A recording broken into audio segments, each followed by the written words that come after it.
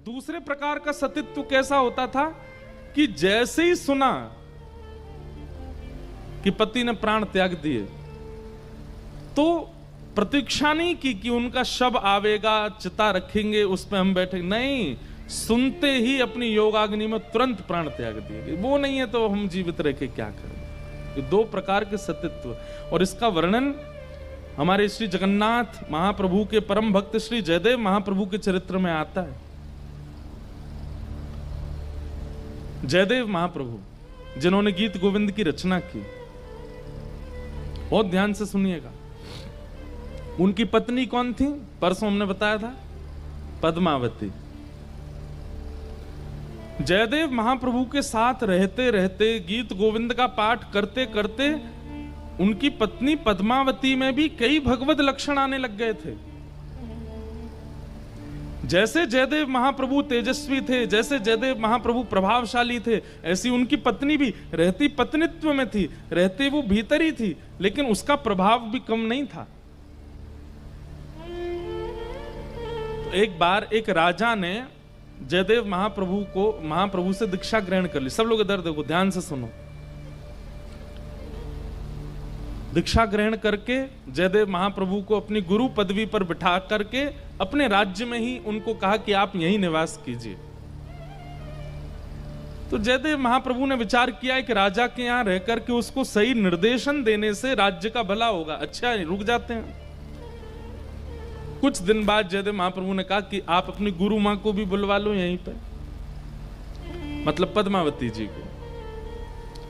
तो राजा ने सहर्ष स्वीकार किया और पद्मावती गुरु माता, उनका आगमन हुआ। हमारी निवेदन है, बहुत ध्यान से सुनिएगा। तो जो राजा की पत्नी थी, कहीं ना कहीं उसके मन में यह भाव आता था कि आज तक तो उसी को ही पूजते थे पूरे राज्य में सब लोग, राजमाता राजमाता कहकर के सब लोग उसको वंदन करते थे।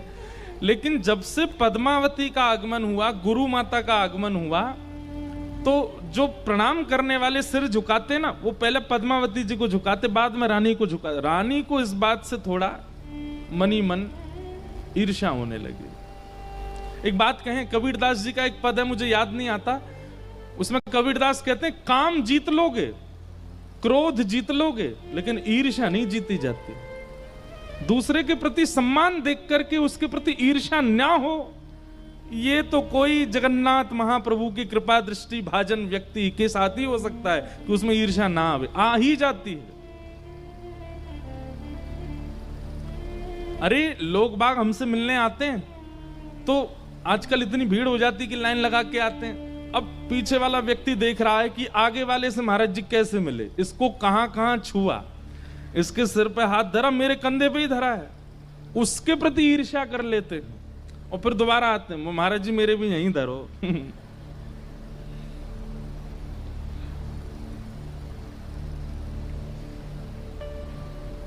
हमें तो बहुत कुछ देखना पड़ता है कथाओं में।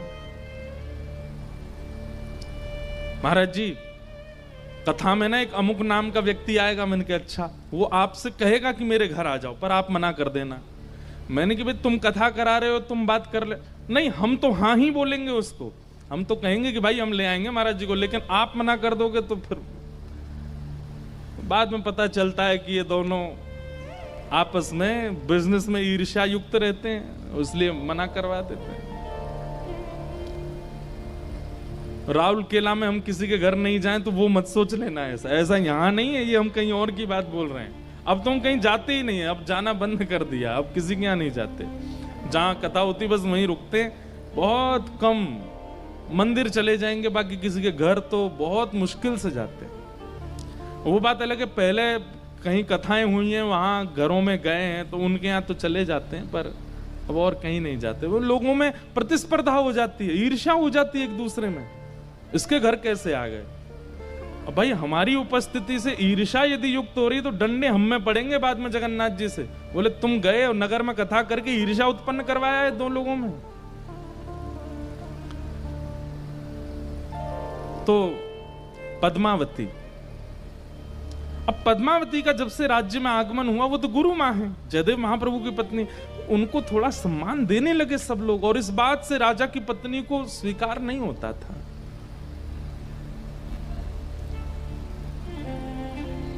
अब तो ये भी स्थिति हो गई थी कि जब सभा में बैठते थे तो राजा बैठता था, राजा के बगल में थोड़े ऊंचे सिंहासन पर जयदेव महाप्रभु बैठते थे, और रानी वास में रानी बैठती थी, उससे थोड़े ऊंचे सिंहासन पर पद्मावती बैठती थी। वो गुरु माँ है।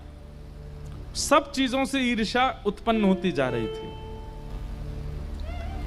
एक दिन की बात, सब रानीवास में बैठे थे, तभी कुछ लोगों ने आकर के कहा, रानी, आपके दूर के भाई, उनका युद्ध चल रहा था ना? बोले जी।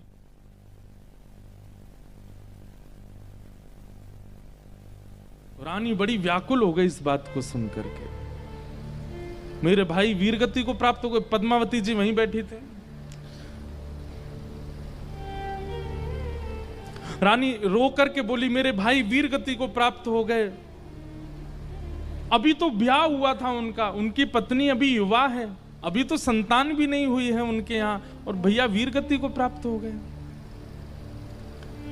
तभी अगले दिन समाचार आया कि उनकी जो पत्नी थी, भाई की जो पत्नी थी, उसने सतीत्व ग्रहण कर लिया। अपने पति के साथ ही चिता में बैठ करके सतीत्व को ग्रहण कर लिया। अब ये बात जब रानी को पता चली तो रानी ने अपने पूरे रानीवास में कहा, मेरी भाभी का त्याग देखा आप लोगों ने? मेरे भैया के प्राण चले गए तो उन्होंने भी सतीत्व ग्रहण कर लिया, वो सती हो गई। चिता पर बैठ करके उन्होंने भी त्याग कर दिया अपने जीवन का। तो ये बात सुनकर के पद्मावती जी बोली, बहुत बहुत ऊंची स्थिति है तुम्हारी भाभी की। लेकिन इससे भी ऊंची स्थिति की सतीत्व हमने सुनी है, और वो सतीत्व ऐसा होता है कि पति की मृत्यु की खबर पड़ते ही प्राण अपने आप निकल जाते हैं, स्वतः निकल जाते हैं। अब ये बात तो उनने सहज भाव से कही, लेकिन पद्मावती की इन बातों से रानी को लगा कि ये मेरी भाभी का उपहास कर रही हैं। एक तो उन्होंने सतीत्व को ग्रहण किया, ऊपर से ये कह रही है कि उससे भी बड़ा सतीत्व कुछ होता है।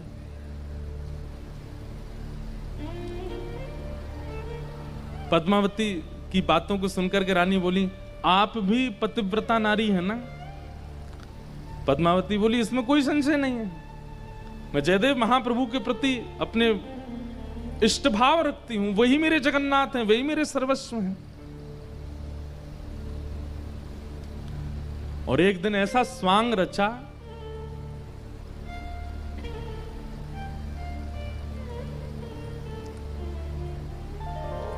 रानी ने आकर के ऐसी रानीवास में और थोड़ा नाटक जैसा किया और रोते हुए आई और आकर के बोली, अरे हम तो अनाथ हो गए, हमारे परम सदगुरुदेव श्री जयदेव महाप्रभु वो तो भगवत धाम को प्रस्थान कर गए। पद्मावती बैठी थी वहीं पर।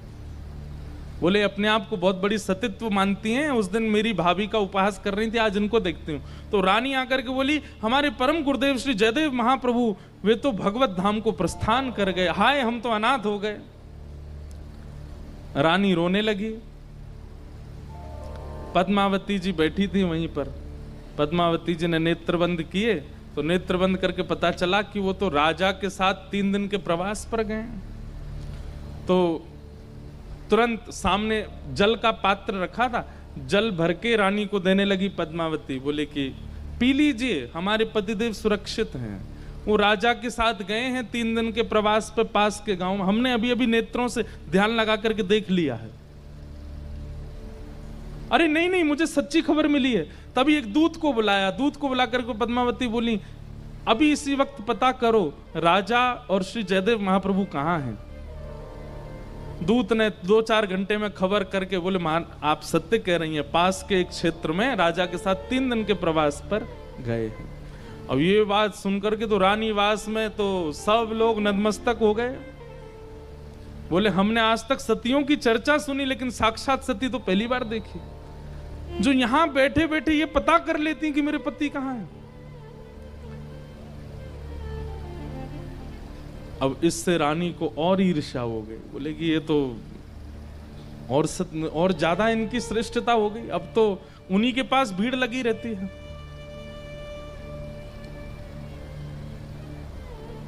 एक दिन रानी हट करने लगी राजा से और राजा को कहती है कि आप उत्तर भारत की यात्रा पर जाओ। बोले जाएं क्यों, कोई जरूरत ही नहीं है, फिर क्यों जाएं?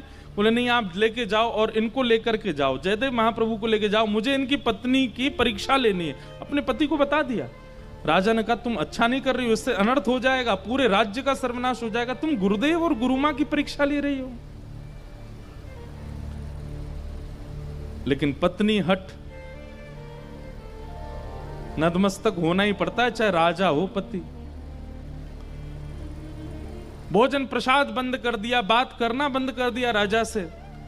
अंत में राजा बोला देवी होगा तो अनर्थ हमारा, लेकिन तुम्हारे इस हट के आगे मैं अपनी हार मानता हूं, ले जा रहा हूं उत्तर भारत किया। क्योंकि रानी को पता था कि उत्तर भारत दूर है, वहां से संदेश नहीं आ पाएगा, और तब मैं ये कह दूंगी कि उनके प्राण चले गए, और तब देखती हूं क्या होगा।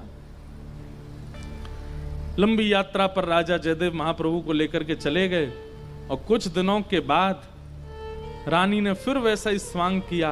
अब तो पूरी सभा में ऐसी योजना बनाई कि दूत पत्र लेकर के आएगा, बाकायदा आकर के सब रोएंगे, सब लोग हाहाकार मचाएंगे कि जयदेव महाप्रभु चले गए। तब देखती हूं क्या होगा। और एक दिन वही हुआ, रानीवास में एक दूत आया, आकर के चिल्ला चिल्ला करके कहने लगा हमारे परम पिता, हमारे साक्षात गुरुदेव श्री जयदेव महाप्रभु का भगवत धाम गमन हो गया। राजा ने स्वयं पत्र लिख करके भेजा और नीचे हस्ताक्षर किए हैं, 15 दिन के अंदर उनका शव लाया जाएगा। सब लोग रोने लगे, लेकिन पद्मावती अभी भी जानती हैं कि कुछ हुआ नहीं है। लेकिन इस रानी को बहुत पड़ी है मेरे सतीत्व को देखने की।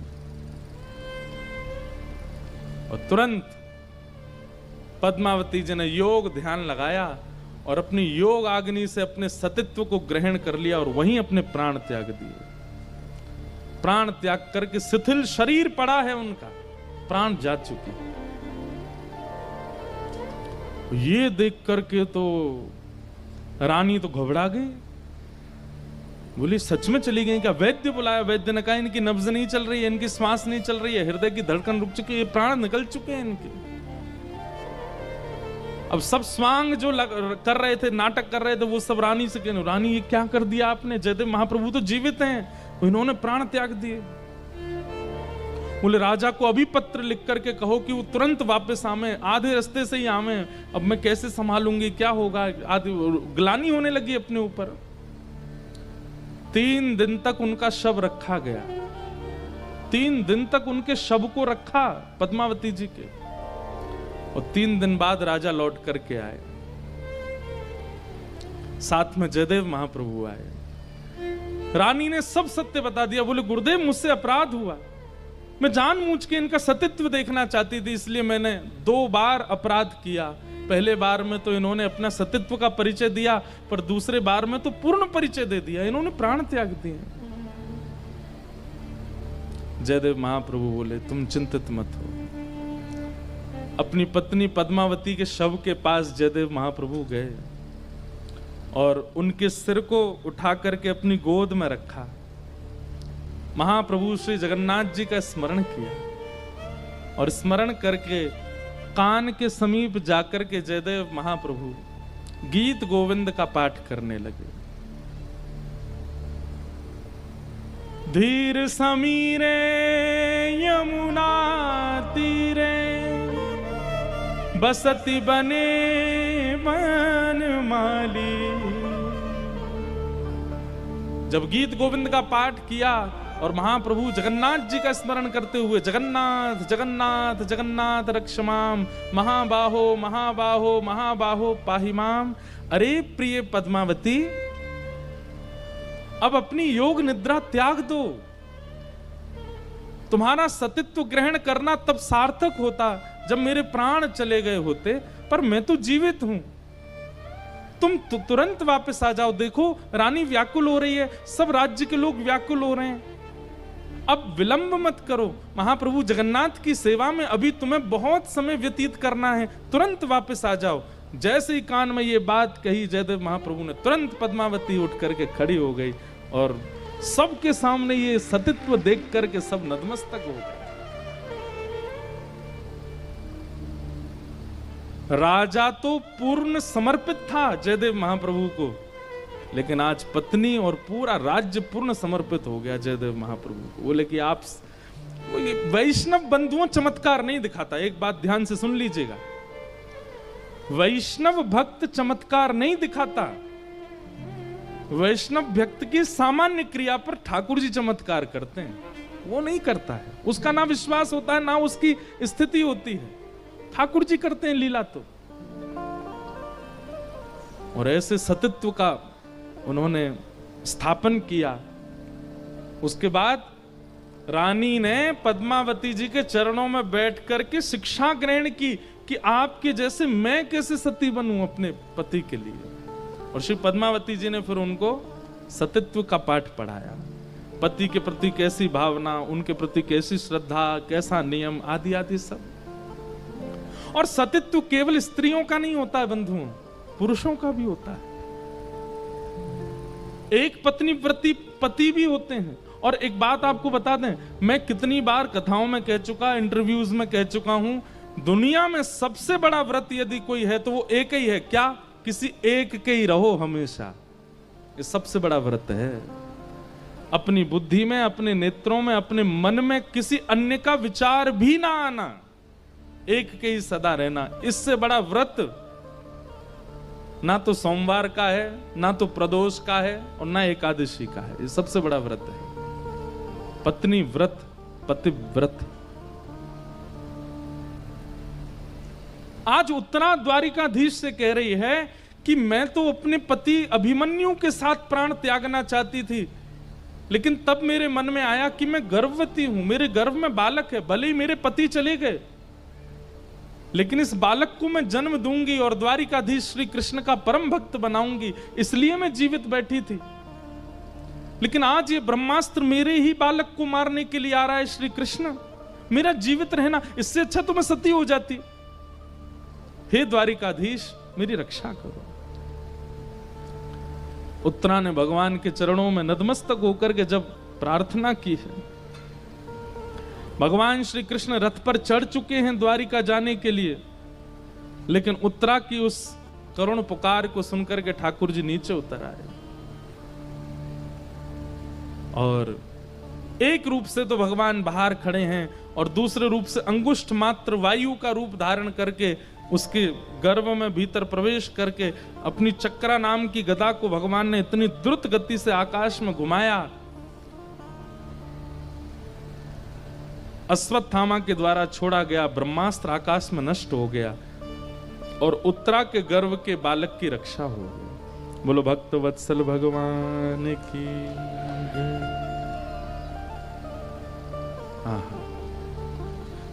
कि नमस्ये पुरुषं त्वाद्यम् ईश्वरं प्रकृते परम् अलक्ष्यं सर्वभूतानां अन्तर्बहिरवस्थितम्। एक बात कहें, वैष्णव जीवन में आने वाली आपत्ति, पीड़ा, विपत्ति, विपरीतताओं से तो डरता नहीं, वो मृत्यु से भी नहीं डरता है।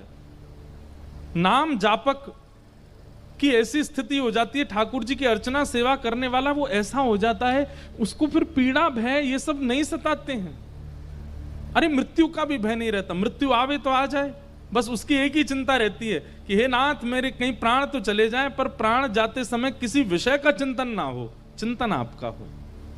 वो उसको एक बात का ही भय रहता है कि नाथ मेरे प्राण चले जाएं, मेरे जीवन में संकट आ जाए, मैं भले ही निर्धन हो जाऊं, भले ही धनवान हो जाऊं, भले ही पत्नी संग रहे चली जाए, बच्चे मिले ना मिले, जीवन में व्यापार चले ना चले, इन सब से वो चिंतित नहीं होता। चिंता उसको केवल एक बात की रहती है, कैसी भी स्थिति परिस्थिति बने, आपकी विस्मृति मुझे नहीं होनी चाहिए।